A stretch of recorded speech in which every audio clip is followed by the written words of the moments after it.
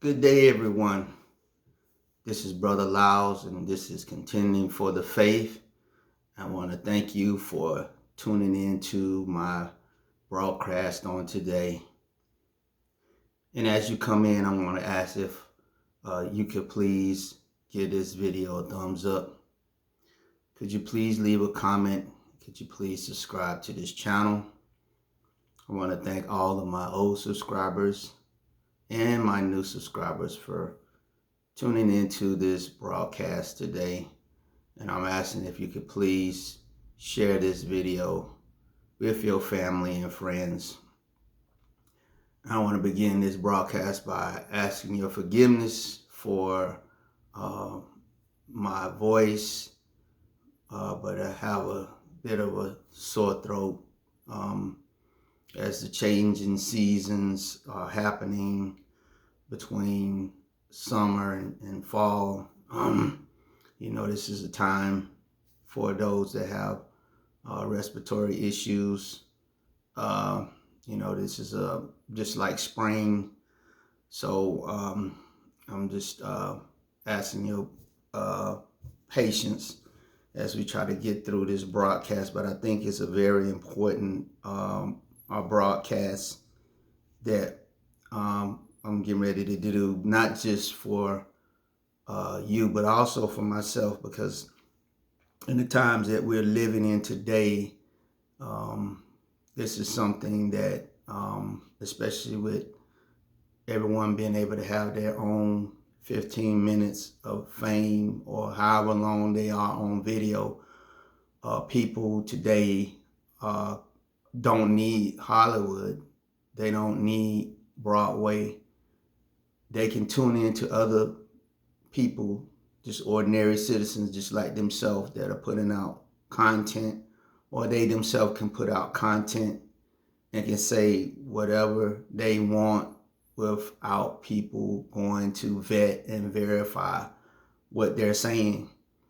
And I have to admit that I have been and sometimes still am guilty of not vetting what people say. Remember, back in the day, before the internet, before the YouTube and the MySpace and all these different other social media platforms, before people could build their own internet site and be able to get people to subscribe to their different pages. We had the same thing going on in broadcast media.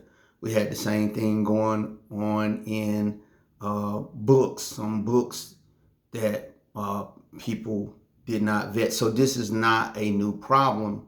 It's just that in this media, so that's not try to hold it to the fact that the internet is the only place that this has ever happened. No, it's not. But the thing about the internet is more people have access to it than when it was broadcast media or print media. Not that people was not putting out books and putting out papers and different things like that, but the access that the ordinary person on the street has to billions and billions of people. If your video goes viral, everyone on this planet can see it and hear it.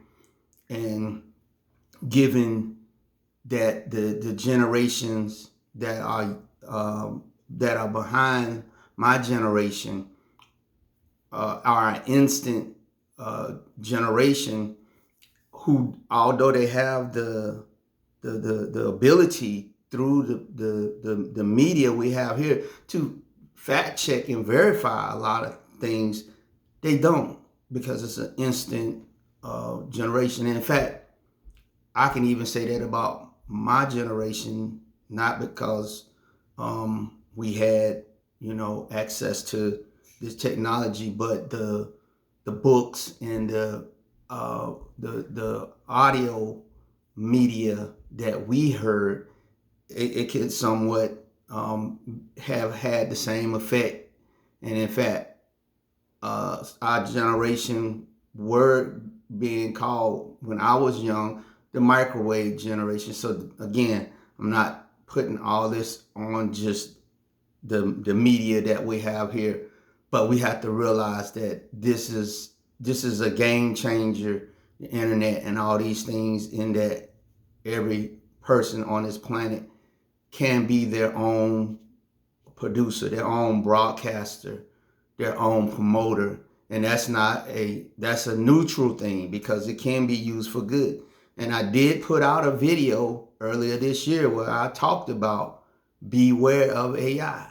But I also put out a video a year or so ago where I said everyone should, if you can, have a YouTube channel or somewhere on social media, as long as you are using it rightfully and you understand that the information that you're putting out, you are in the long run responsible for the content that you put out there.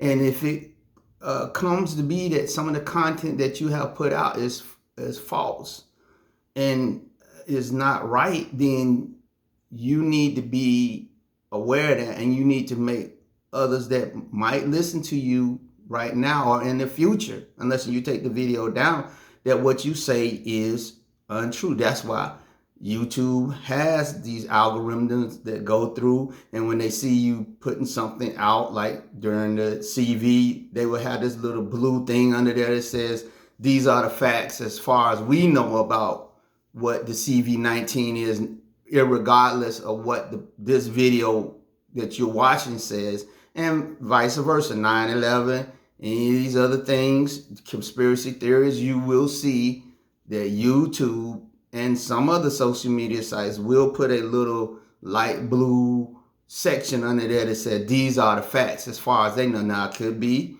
that what they're stating is just a detractor, because they understand that they have those that the powers that be that don't sometimes want certain information to get out, so they will discredit it. So we have to rationalize that in there. But we also see if even YouTube and all those is trying to quote unquote protect you from those that are putting out stuff that is slanderous or whatever. If they, who are the quote unquote bad guys, are doing it, how much more we, the bad guys, good guys, that once we understand that something we said is not true, that we would go back and correct that and set the record straight.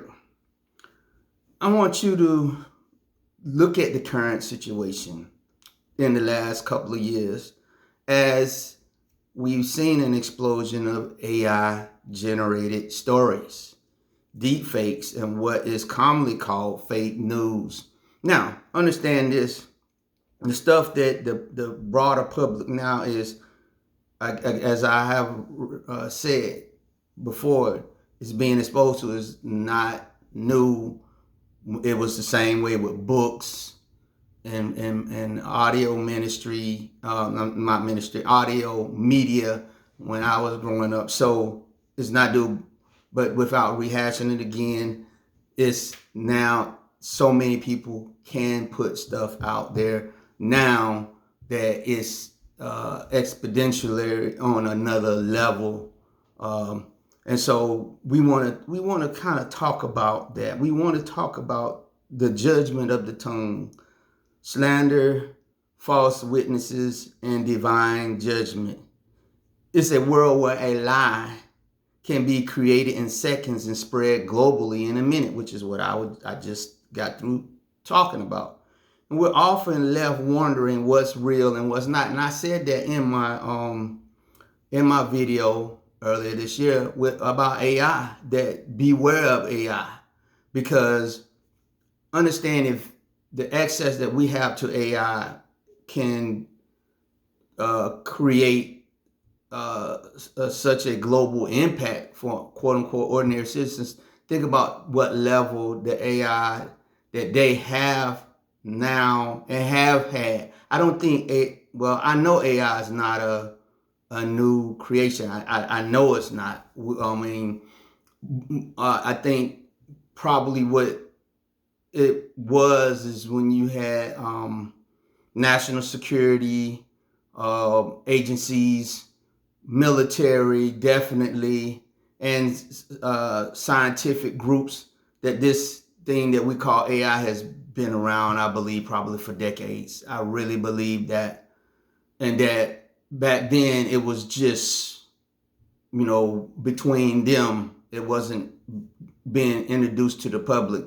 And I believe that a lot of times that they could have, with this AI, produced books and produced movies and different things that they could put out, even pictures and different things, and that they was fine tuning it and also getting it to the place where they would be able to introduce it to the public at a reasonable price per se, but also would be part of their agenda, because I believe that everything that these powers that be do, it doesn't have anything to do with money and cost. They can print money. They got access to all kinds of natural resources, even without the continent of Africa. Understand what I'm saying? Yes, Africa is a place that is very covenant, but the United States itself has gold mines, it has diamond mines, it has all of that stuff. But what the United States government policy is, let's not use up our natural resources. Let's let them lay dormant so that when possibly the other nations that we're buying and exploiting their natural resources dry up, we'll still have ours left here in this country. So that is nothing about, that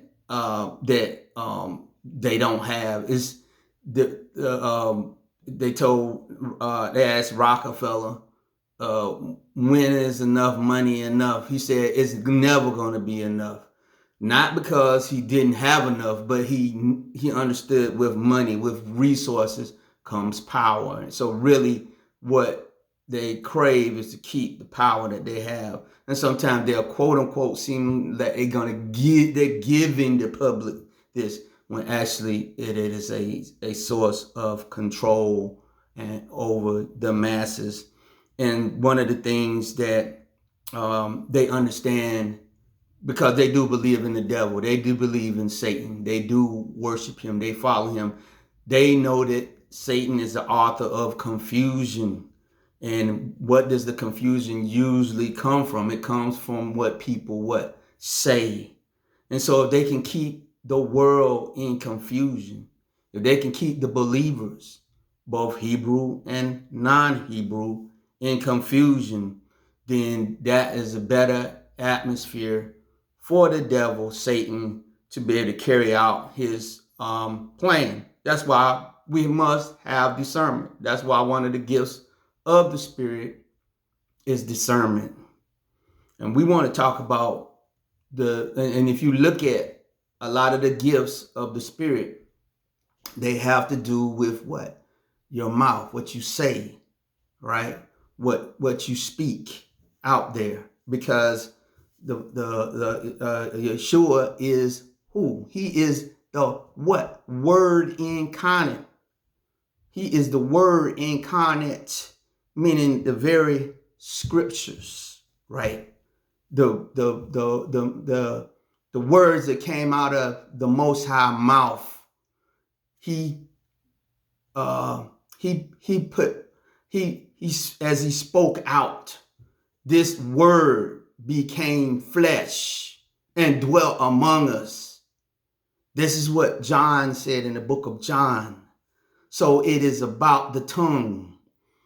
What is one of the things that caused mankind to fall? It was the what? It was the tongue. It was the tongue. The words that the serpent that was possessed by Satan spoke to Eve. And then the words that she spoke to Adam to get him to bend.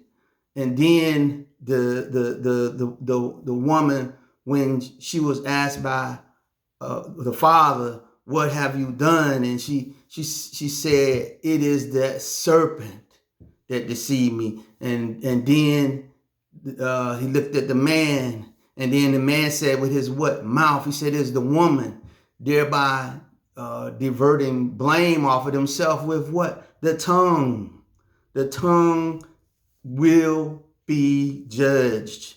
Your tongue, what comes out of your mouth, will be judged. And we are going to look at a story in the Bible that shows you what great judgment Yah many times will bring instantly on those that use their tongue for slander, whether it's through AI, whether it's through print media, whether it's through audio media. Those that bring slander, those that bring a false witness, they will get divine judgment in this life and in the life to come. Let's go to the book of 2 Kings, the second chapter, starting at verse 32. And I remember as a young man in the faith, when I read this story, and this is like many others too that are young in the faith, I was not really understanding why Yah allowed or caused some of these things to happen to these people that I seen the execution of his judgment on them. I didn't understand. Sometimes I said, man, this is kind of wild here. But we're going to find out that Yah really has a problem with you if you use your tongue for slander, false witness, and he's going to bring divine judgment. 2 Kings, second chapter, starting at verse 23. You said, he, talking about Elisha, went up from thence unto Bethel.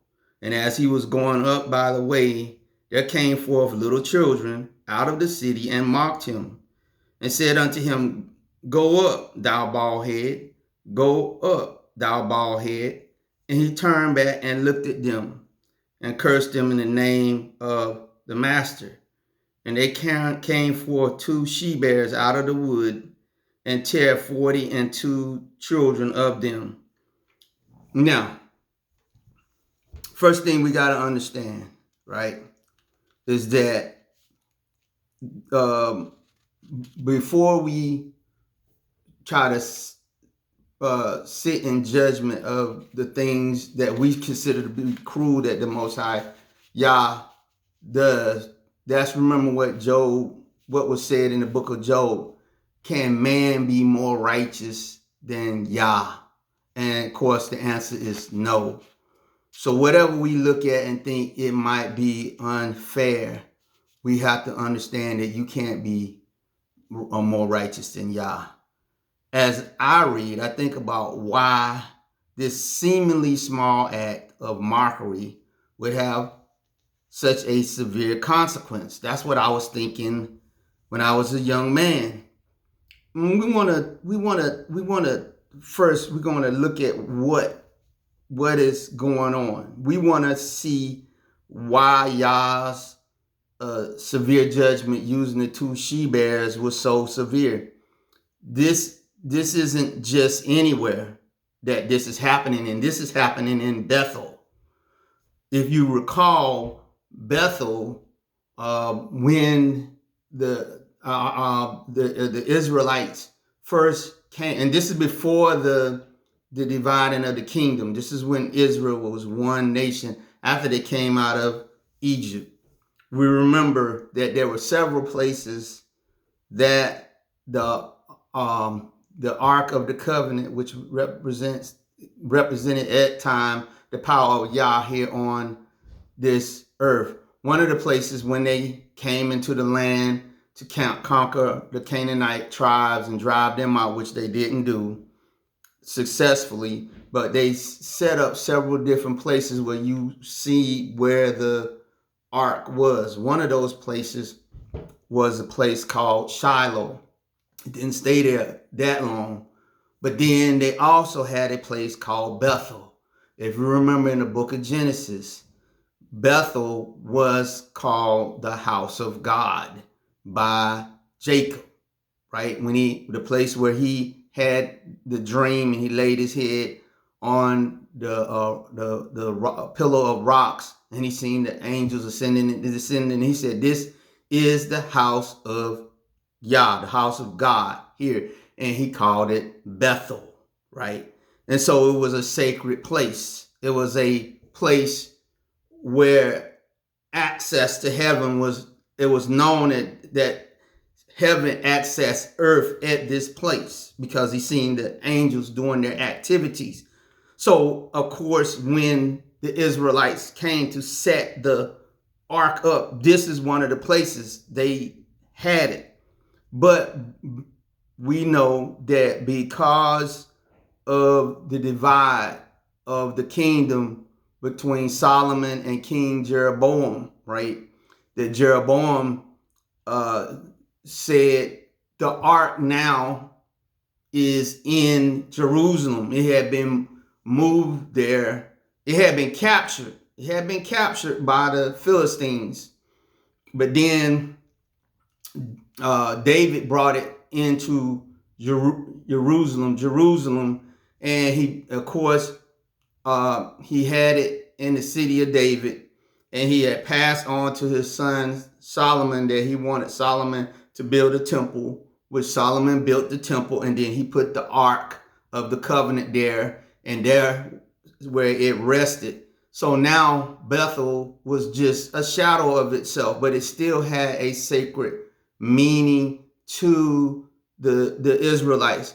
But when the two kingdoms, the northern and southern kingdom of Judah separated from the kingdom of Israel, which was the other 10 tribes, wicked Jeroboam, who the Most High Yah had promised him that if he did right, he would give him the northern kingdom and to his descendants forever. He did wickedness and said, "I don't want the people to continue worshiping the Most High Yah and going down to Jerusalem, because they still, even though we divided the kingdom, even though we did that, the people would still need to go to Jerusalem where the Ark of the Covenant. But I have a better idea." Remember, Jeroboam had, when he fled from Solomon, he fled to Egypt. He was raised, he had some time in Egypt to look at the things that they were doing. So when he became king of the northern kingdom of Israel, he said, "It is too much for you, Israel, to go down to Jerusalem. Let me set up these. I have 2 golden calves that I've made. I'm going to set up one in Dan, amongst the tribe of Dan. I'm going to set up another one in Bethel, in the house of Yah. I'm going to set it, and it's going to be a center of idolatry." So these young men, which the Bible calls them children, but remember, a person can be a child up until 20. So, and even if they were little children, toddlers or whatever, I wouldn't have no problem with that. But I don't think that's what he's showing here. I think the language is showing that they were probably more in their late teens, maybe up to age 20, that were roaming around in a city that was one of the centers of phallic worship, because Baal worship was phallic worship. It was phallic worship. And one of the signs that one was into phallic worship was that the priest of Baal, one of the things they would do, they would shave their heads. They would shave all their facial hair off. All of that. They would shave it off. That was a sign that one was a priest or a worker in the phallic worship here in this city called Bethel. The youth taunt was a reflection of the city's corrupted spiritual state. It was an attack on Yah's prophet because they knew who he was, in a city dedicated to a false god. The slander. What was the slander? This was more than just name calling. Baldhead may have been, and I believe it was, a spiritual slur, a false accusation that Elijah was a pagan priest, just like I said, not a prophet of Yah when they seen the bald head. Now, first of all, you're going to say, why did Elisha have a bald head? Some commentators believe maybe it was a hereditary thing where he had alopecia or some kind of balding. I don't know. I would tend to go with this, and it came to me as I was studying this a couple of weeks ago. Remember that his master Elijah, he had just seen him carried off into the whirlwind. And we know when he was carried off into the whirlwind here in 2 Kings that he was very sad because he had been following Elijah for a long time since he was a youth. And Bible said when Christ said, alas, my master is gone. So I believe that because it was in the law that when they were mourning, and you would see it with kings, that they would shave their head as a sign of sadness, a sign that they was in mourning, and they would throw ashes on their head. So I believe this was maybe the cause that his head was bald. Whatever that cause was, when they looked at it, I believe, and it reflects in the fact that they were living in a pagan city of Baal worshipers, that we know the priest of Baal balded their heads, that they, knowing that Elisha was not they wanted to mock him as being one. They wanted to mock him as one coming to the pagan city of Bethel, because there were still people within the city of Bethel that still wanted to serve the Most High Yah. There was still some, not a lot, but there was still some. So as he was coming up to the city of Bethel, maybe to give the confirmation that now I am the successor to Elijah, to those that were in the northern kingdom. Because remember, his ministry was to them that these young teenagers, young adults came out to mock him and basically call him, slander him, and said that, oh, go up, you bald-headed priest of Baal, just kind of mocking him, knowing that he is not, but slandering him and saying that he was a priest coming up to participate in the wicked Baal worship of the golden calf Baal that was there in the city. Go up was a cruel mockery to Elijah's ascension and a blasphemous rejection of the divine miracle. So they're not just, that's why I believe it was a mock of him being a true prophet of the Most High Yah. I know it was a mockery because they mocked the fact that Elijah had been taken up in the fiery chariots that the Most High Yah had sent. So it was mocking the fact that you're not a priest of the Most High Yah. You're not a prophet of the Most High Yah. You are a priest of Baal. And your phony story of Elisha going up in the fiery chariots, go up and follow behind them. And you know what that reminds me of? That reminds me of when Yeshua was on the stake. What did the wicked Pharisees and all those say to him? He said, if you are the Son of Yah, won't you come down off of the stake, and then we'll believe you. They understood that that was not what was supposed to be transpiring, but they was putting out a possibility of the mission that the Most High Yah had given his son to be on the cross. But they said, nah, if you are really, come off the cross, as a mockery. So these people, these 42, it was 42 of them, were mocking Elisha and were mocking his master and was mocking the power of Yah. And remember what Yeshua said to the Pharisees. He said, you know not the scriptures nor the power of Yah. You don't know what you think you know. And so these ones mocking him did not know what they were doing. They, so in doing and propagating a lie and a false witness against Elijah and a challenge to Yah's authority itself, were putting their lives in danger. And so we see the next move by the Most High Yah, because it was important for him to solidify the prophet mantle unto Elisha, so that and also the fact that Elisha had said, if you are the Elohim, the God of Elijah, he said, I want to do twice. In fact, he had told, he had told Elisha, he said, I want to be able to do twice the amount of miracles that you are doing.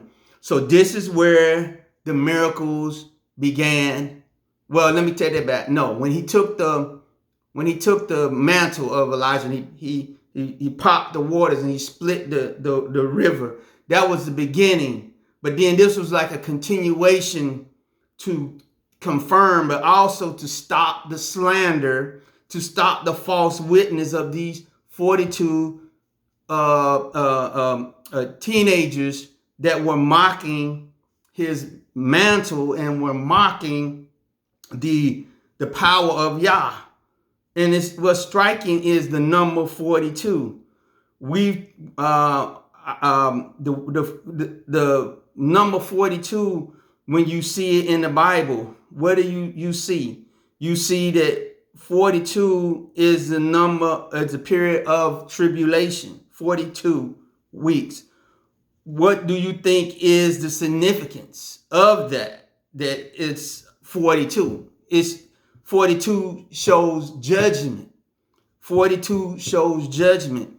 It was 42 different places that when Israel was wandering through the desert that they went through because of what? They were under judgment.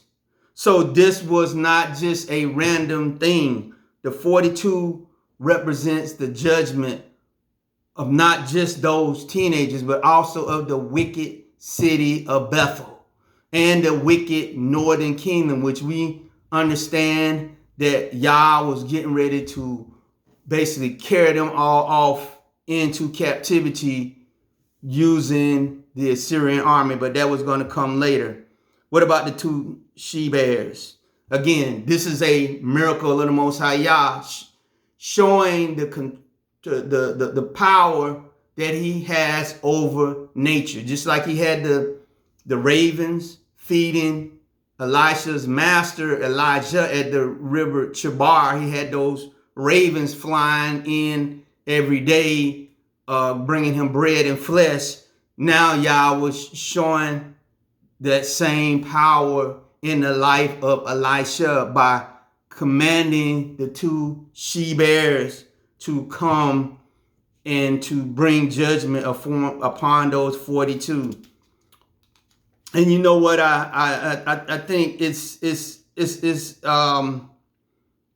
something to look at, the fact that what the Bible says about a bear robbed of her whelps, right, and her ferocity and the protection of her children, and that's in the Bible when it talks about a bear being robbed of his whelps, so that the Most High will be the same way.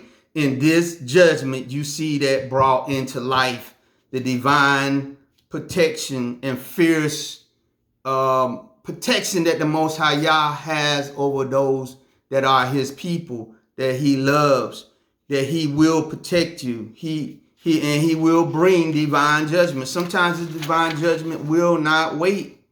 The severity of the judgment is a direct inflection of the severity of the slander.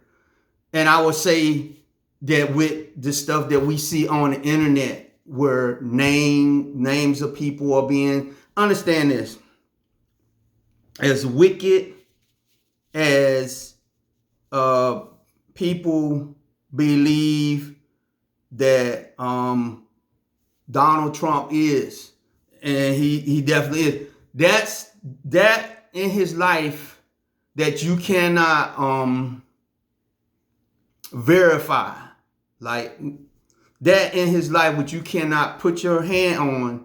If you bring, put stuff out there and you and put videos up and things that are making false accusations and lies. Let me put it this way. It's enough stuff that he has been actually convicted of. There's enough stuff out there that you don't have to make stuff up about him. But if you do make stuff up about him, and any other politician for that matter, even if they are quote unquote a public figure, that is a form of slander. And the Most High does not like that. Remember the stuff that happened with Michelle Obama? And it's still going on, where people are slandering, saying that she is a man and all these different things without any proof. I understand, they say, well, conspiracy theories don't always have a way that you can prove them, but understand that is slander to all you out there. Same thing with, let's just say with P. Diddy. Let's just say some of the stuff that he is in court for, that we definitely know that he has done some degenerate stuff. There's no doubt about it. So again, people don't have to make up anything. It's enough out there that can put him. But if you are out here making up lies and innuendo on him, right, that is not true, that is still a slander. That is still a false witness. And the Most High Yah does not like that. He does not like that because of the source of where it came from. Now, I've used wicked people as an example, but how much more righteous people out there, righteous, not just public figures, but just people that you come across every day, right? People that you might work with, people that when you go into the stores and the different places that you see, and never done anything to give an impression that they have any ill will towards you, and you come bringing accusations on that job or at that place of business against them, right? They say, for instance, the people come out with a restaurant, right? And then you go there the first time, and the first meal that you have is no good for whatever reason, because they're a new restaurant, I don't know, whatever it is. But immediately after that, you go out, and when people ask you about that restaurant, and you begin to say, oh, this is that, this is that, this is that, this is what they are off of that one meal, that would be considered to be a form of slander right there. Not to say, now, if you got food poisoning or something like that, it's definitely, something to think about, and definitely probably would warn people, this is what happened to me.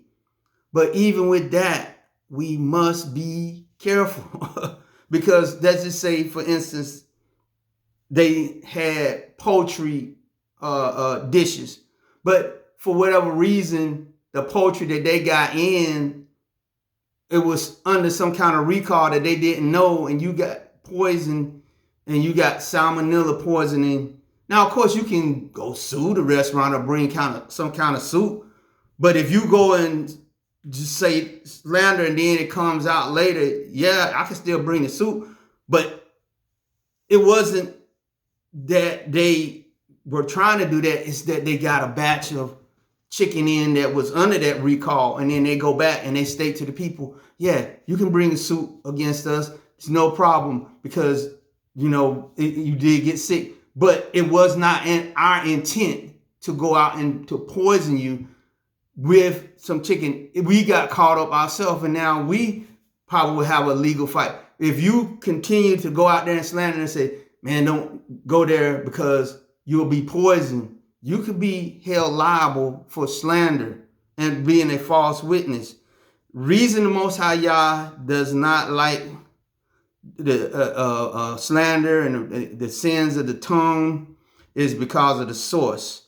Let's go to Revelation 12 and verse 9. This is why he hates slander. This is why he hates the sins of the tongue. Revelation 12 and 9. And it said, the great dragon was cast out, that old serpent called the devil and Satan, which deceiveth the whole world. He was cast out into the earth, and his angels were cast out with him. I heard a loud voice saying in heaven, now is come salvation and strength in the kingdom of our Yahuwah and the power of his Messiah. For the accuser of our brethren is cast down, which accuses them before our Elohim day and night, right? This passage identifies the ultimate source of lies and false witness. This is why Yah hates it, because when we are operating, whether you're a believer or not, you're operating in the principle of Satan, because the Bible said that he was a murderer and a liar from the beginning. So in this book of Revelations, the people are happy. They are rejoicing because he who is the author of the sins of the tongue is being cast down, and his judgment is near. We should help us to change our perspective on these seemingly small sins like gossip and slander. Remember what I said with these, but even before AI, let's just go with books. Let's go with audio ministry. Let's go with just word of mouth. That these things, they said a lie is like a jet plane. It can get from Africa to the United States in no time, but the truth is like a locomotive, right? But as that locomotive of truth picks up speed, when it arrives at its destination, all the lies of that supersonic jet of slander will be demolished, because a train is very heavy, it's very loaded down with resources and different things, evidence, all that. When it picks up speed, though, it's unstoppable. And when it gets there, it's going to just bowl over all of those lies. Yah hates gossip, slander, and this is the problem. It is clear instructions for us as believers. It's even clear instructions in the laws of mankind, in the laws of the land, like laws of slander and all these defamation of character. What you do is not right. Let's look at some foundational laws, though, from the Bible standpoint. The foundational laws that we can look to that show that God does not want us to get caught up in the sins of the tongue. Exodus 23:1 says, "Thou shalt not raise a false report," meaning that when the police come, right, and they trying to get a report out of you, right, The Bible says, don't give them a false report. Don't raise a false report. Don't. So all these videos that you see being put out where they showing women lying on men in child support things and saying he don't do this and he don't do that. That's a false report. The Most High Yah does not like that. Vice versa. You that are out, and it's plenty to go around. Understand what I'm saying? I am a black man. But for you that go around, and there's been cases, and there's some that we don't hear, to use racial, to say racial attack happened to you, or say somebody said something to you that was racial, and to get them fired. Most High Yah does not like that. Remember the Tawana Brawley incident that happened. There's no doubt that there was a lot of, back at the time that the Tawana Brawley incident happened, that there was a lot of racial things that was going on in the New York City area. There's no doubt about it. There was tensions between black people and white people at that time. And that's not to say that some of the white men that she accused of some of these things, they might not have been guilty in other cases of it, but in this case with her, it was a lie. It turned out to be a lie that she would bring these things. So this slander, these false witness that they did when they ultimately found out that they were false, who does it hurt? Who does it hurt? It don't just hurt her. It hurts all black people, because now when someone that it legitimately happens to, then you are going to be one that's going to cause them to say, but remember Tawana Brawley, right? So don't raise a false report. Do not raise a false report. And when you're at work and you got certain things that you are accountable for, and you know that you might not have met it, don't do a false report. Don't raise a false report. Leviticus 19:16 said, thou shalt not go up and down as a talebearer among thy people. Now this is talking about amongst us as black people, that we won't go around amongst each other bringing up false reports, or bringing up things that, although they could be true, there might not be the proper place and time that you are bringing these things out, because sometimes there are mitigating circumstances that one don't know. A good case in point is, a lot of times when things would happen in different families, or things would happen in some of these black churches where some young one, something might have happened between them and the authority figures, be that parent or be that pastor or whatever, and then it would come out that, oh, they said this and that, and people would immediately go say, oh, they was being, talking about the child, they were being grown, that's why that happened to them. That is being a talebearer, and that is also muddy in the water, because whenever you're an authority figure, it don't matter. You are the adult. You are the older. You don't give in, quote unquote. If one would say that this child was the one that initiated, which a lot of times that's not it. A lot of times what it is they were being groomed beforehand, so that when they got to a certain age, then it would seem like they were being willing, but they had been groomed all along, and therefore people being talebearers, saying different things to muddy the waters, that'll make their testimony later, oh, I don't believe it, because I heard that she or he was just like that, right? And so the Most High does not like that. Proverbs 6:17 mentions a lying tongue and Proverbs 19 mentions false witness that speak lies as abomination to Yah. Let's go there. Let's go there to Proverbs. Let's go there to Proverbs 6, a very, very familiar scripture. Proverbs 6 and 17.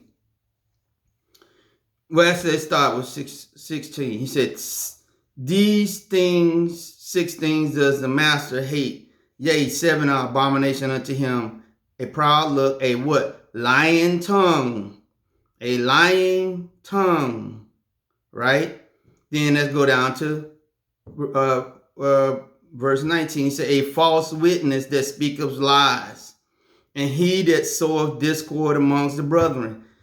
With what? The tongue. So you will see even in the 6 things that Yah hates, they a lot of them deal with what? The tongue. And the Most High hates that. That's why when those 42 teenagers did what they did, he did what? He executed swift judgment upon them because he hates that. Then let's go to Proverbs 18. Let's go to Proverbs 18 and 20. Let's go to Proverbs 18 and 8. It says, the words of a talebearer are as wounds, and they go down into the uttermost parts of the belly. So he said, it's doing like we're saying what I said. When you put the lie out, gets out there, most of the time, the damage will always be done. That's why it's a tactic sometimes that people use out there, where they'll put out a lie and then they'll try to come back and retract it, but they know the damage has already been done. It was a wicked strategy that they had used to get for them, or to feed the information to other people. That's what happened. You seen that with the Emmett Till thing, where the woman Carolyn Bryant put out all the stuff that she said, that Emmett Till said to her, even though the judge had took the jury out back into the back when she said all that stuff that she did to him, that he did to her as a white woman. They know the mindset of the people in the South when it came to that, right? So even though the jury was sequestered, they knew it was going to get back to him what Carolyn Bryant said, even though the judge said, we're going to let her testify, but the jury ain't going to hear her testimony. It's just for discovery. They knew that was going to get back to the jury. And to be honest, no matter what had been said or done, there was no doubt in my mind, and I believe a lot of people back there, that they was going to say that the 2 men that murdered Emmett Till were going to be not guilty. But that just put the icing, unfortunately, on the cake when that lie, that talebearer lie, was sold out there. That boom, this is an open and shut case. He deserved to get what he did because of what he said, which turned out to be, that's not what he said. That's why Yah said he hates that. He said the wounds of the words of a talebearer are as wounds. They are as wounds, right? Let's go to Proverbs 26 and 22. And that says, the words of a talebearer as wounds, again, and they go down into the uttermost parts of the belly. So it's just reiterating. Whenever Yah says something twice or 3 times, he's trying to get it down into you that this stuff is real and I don't like it. So these verses tell the true nature of a slanderer or whatever. And that's why you seeing all these quote unquote made up AI channels popping up all over the place with nobody tied to them. You can't see their face because they don't have to. That's putting out so many lies and stuff. If you are part of that, if you have created an AI channel that's putting out news and different things that you have heard, but you have not verified, but you just letting the AI pull it in and broadcast it, you will be held responsible for that slander and that the talebearing of what's going on your channel. Even if some of it might be true, but that it might not be all the circumstances behind it was put out. You got to be very careful. Okay, let's just say, for instance, we understand the stuff with the Epstein thing, and it's in my opinion that I would do believe that if where there's smoke, there's fire. That if Donald Trump was a good friend of Epstein, then I have to believe more than likely that something happened. But for me to go out and put specifics and say specifically that this one or that one that Donald Trump was dealing with, you can't do that. If you start putting that stuff out and it's not, that's slander. If you go, even if some young, used to, maybe she was young or whatever, came out or whatever, but never was depositioned or whatever, she might be able to put out, hey, this is what happened between me and Trump or whatever.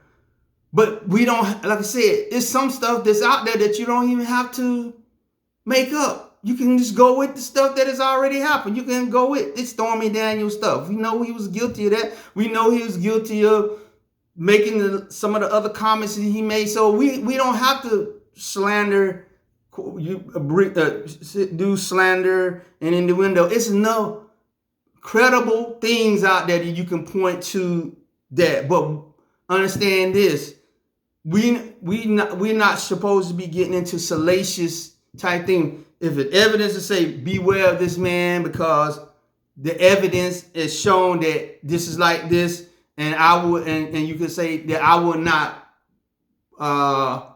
put my daughter or granddaughter or somebody around this man because of the documented history, and I would leave it like that. But to do all this other kind of stuff, salacious stuff, and people, might have some of these internet AI channels put out fake AI pictures of Trump doing certain things to women. That is slander. That is false witness, and we are not supposed to be engaging in that. We are not supposed to be engaging. You see some of these people taking pictures of Michelle Obama and then altering them to make her face look more masculine, and then make her seem like she, have on men's clothes or whatever. That's slander. That's bringing false witness, and Yah does not like that. You will be judged on that, right? You will be judged on that. The New Testament is just as clear about the dangers of the evil tongue. And we're going to see how Yahuwah and Yeshua feel about it. Let's go to Romans 3 and 13. Let's go to Romans 3 and 13. And Romans 3 and 13 is in the book of Psalms. This is Psalms 140. But we're going to read here in Romans. This is just Paul reiterating it here. Romans 3 and 13 said, their throat is an open sepulchre. With their tongues they have used deceit. The poison of asps is under their lips, whose mouth is full of cursings and bitterness. Right? Cursings and bitterness. Deceit. They use deceit. And it doesn't matter that the deceit is an AI generated character that you have spitting out lies and different things. It is still you. It is, and he said that it's like an open sepulcher. A sepulcher is a place where you lay dead bodies, right? He said, but it's open. And so when it's open, that means the smell of them dead bodies is coming up. He said that's the way their throat is. When they open it up, all kinds of foul stuff is coming up out of their mouth. all kinds of dead stuff is coming out of their mouth. Deceit. He said their mouth is full of cursing, 4-letter words and bitterness and all these things, right? And we have to be careful of that. We as believers can get caught up into this. This is why politics has been so detrimental to believers. Because when you take an oath of allegiance to any of this stuff, the lies and the innuendo and the stuff that's being put out there that you get behind, you're going to be held accountable for. These people that's saying a lot of these stuff, they're not even believers. But if you hitch your wagon to them and get pulled, then you're going to be responsible because you hitched yourself to them, right? Let's go forth with some of this field, whether it's Democrat, Republican, Green Party, independent, sectarian, whatever. You are going to be held accountable with them. Matthew 12, verse 36 says this. But I say, and this is Yeshua speaking, I say unto you that every idle word that men shall speak, they shall give an account thereof in the day of judgment. This is a very fearful thing. For by thy words thou shalt be justified, and by thy words thou shalt be condemned. Right? Every idle word that we say, mean you just mumbling under the breath, whatever. You remember when you was a child and you would be, your mom might have gave you a spanking or something, and then you mumbling and say, "What you say? What? What you say? What?" They didn't like that. Y'all basically the same way. Wait, what are you over there mumbling? What? You don't think, I ain't say nothing. Yeah, he heard it. It's just like Sarah. Well, even actually Abraham, because he was the first one to laugh when y'all said, "Why are you laughing?" But then he said the same thing to Sarah. And he said, "Okay, because y'all laugh, Isaac, you're gonna name him Laugh, because I heard what you was mumbling under your breath, laughing at all this time. Now you gonna let us have the child at this old age?" He says, anything too hard for y'all, right? James 1. James 3. Let's go to the book of James, the 3rd chapter. And we're going to start at verse 2. He said, "For in many things we offend all. If any man offend not in word, the same is a perfect man, and able also to bridle the whole body. Behold, we put bits in the horse's mouth, that they may obey us, and we turn about their whole body. Behold, also the ships, which though they be so great, are driven of first winds, yet are they turned about with a very small helm, whither so the governor listed. Even so, the tongue is a little member and boasts of great things. Behold, how great a matter a little fire kenneth. The tongue is a fire, a world of iniquity. So is the tongue among our members, that it defileth the whole body, and setteth on fire the course of nature, and is set on fire of hell. For every kind of beast and birds, and of beasts and of birds and of serpents and of things in the sea is tamed, and has been tamed of mankind. But the tongue can no man tame. It is an unruly evil, full of deadly poison. Wherewith bless we Yah, even the Father, and wherewith curse we men, which are made after the similitude of Yah. Out of the same mouth proceedeth blessing and cursing. My brethren, these things ought not so to be. Does a fountain send forth at the same time sweet water and bitter? Right? And so he's saying again, Paul is saying again, the tongue, it can cause all kinds of trouble if we don't get it under control. And in the age we are living in today with the AI, and now people can put out books, the AI like that, everybody can make their own book. People can create phony of pictures from old time, phony pictures from, it's all kinds of stuff that can be put out with this AI. Therefore, we can get caught up in this because of the power that it has. The imagery is powerful. Paul calls the throat of a deceitful person an open sepulchre. James says the tongue is a little member that can set on fire a entire forest, and has set on fire hell, which was made for the devil and his angels. Why? Because Satan deceived a third of heaven with what? His tongue. So Yah created hell for the devil and his angels because of the rebellion that was caused by Satan, what Satan said out of his mouth, because it was evil. Yeshua himself says we will give an account for every single word.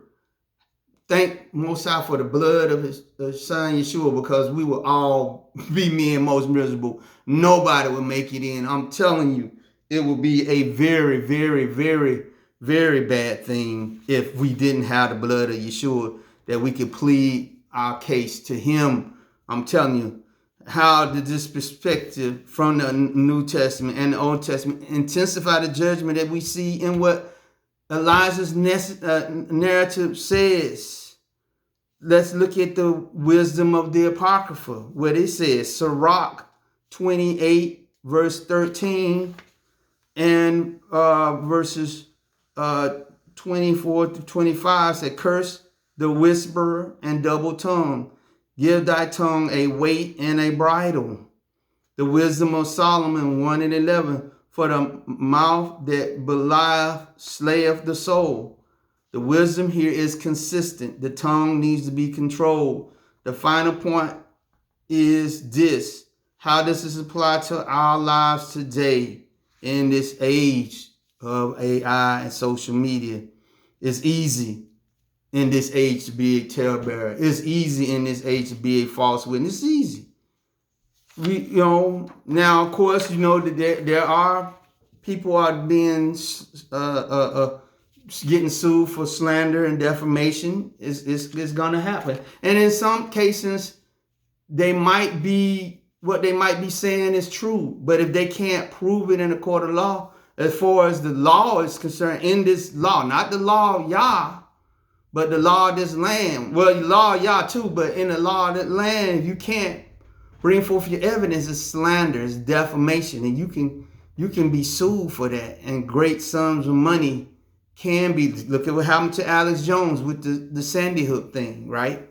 How that got out of hand, right? And to this day, any monies that he made, he has to try to hide them, because I think they brought, was it $1 billion slander, all the parents in the Sandy Hook thing. And unfortunately, some of his followers still believe that what he was saying was true, because the judgment of the tongue, right? Slander, false witness will bring divine judgment from the Most High Yah. We must be careful, especially in the time when, like I said, Satan has made more access of his tools to man. So people can now go back in and rearrange. Look at what's going on with the thing with the what they're trying to do with quote unquote critical race theory, right? Where they're trying to go and say that things which had actually been proven to be true history, right, that was brought out, but the narrative, the false narrative that had been going on for hundreds of years got changed. They want to switch back to the false narrative. So we see what not just the Trump administration, there's been many others too, but in particular what he is trying to do, he's trying to push even the fact about slavery not being as atrocious as it was, or even to the fact of saying that some of the things of the Confederate generals and all these things wasn't as bad. And we got to show, this is why this thing of us ever being able to get our point across, or the truth out there, would always run in conflict of this country, because they would not want it. But now with media, that's why it's a double-edged sword. We can still get it out there, but then also that's not go to the extreme and then try to say different things. We attribute to ourselves that might not be true or might not can be proven just because we can put it out there, because you're seeing more and more stuff like that. And I think this is why some of our people are getting into some fairy tales and different things like that that's carrying us away. But I think this is also the plan of the enemy, because remember, he is the one that was the originator of the sins of the tongue, right? And when you are out there slandering, false witness, putting out false information, you are in league with him. So that's, be careful. That's repent. That's turn away from some of this stuff that's going on. And I'm talking to myself. And remember, what is coming out of your mouth, you're going to be judged on it by Yeshua in the end, and you're going to have to give an account for what you said. And that's why I thank Most High for the blood of Yeshua to cleanse it away, but not just to cleanse, but to help me control the tongue, because it is unruly. You never get to the point where you can't be you can't be careful. You got to be careful what comes out of your mouth. And again, if you find out something that you have taught or said that is not true, then you got to give an account for that. You got to get it right. You got to get it straight. And so again, with that, I want to thank you for tuning in to the channel today. I want to thank all of you that stayed to the end. Again, continue to pray my strength in the Most High Yah. And until we meet again, be blessed.